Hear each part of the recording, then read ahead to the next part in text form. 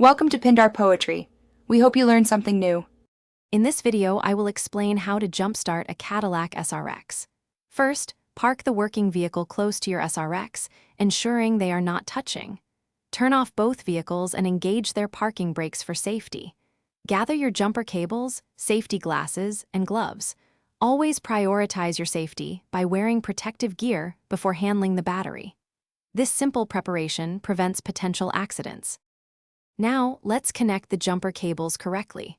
First, attach one red clamp to the positive terminal of your dead Cadillac SRX battery. Then, connect the other red clamp to the positive terminal of the working vehicle's battery.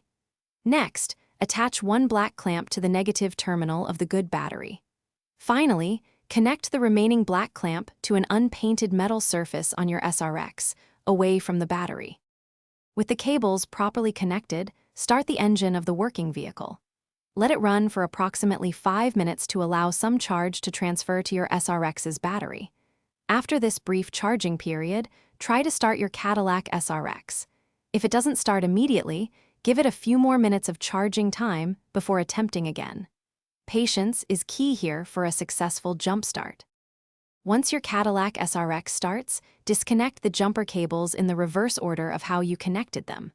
First, remove the black clamp from the unpainted metal surface, then the black clamp from the good battery. Next, remove the red clamp from the good battery, and finally, the red clamp from your SRX. Drive your vehicle for at least 20 minutes to ensure the battery recharges sufficiently. Also, remember to check the description for a link to the Shark AI Ultra Robot Vacuum and other great deals. Thanks for watching. Consider subscribing if we helped you.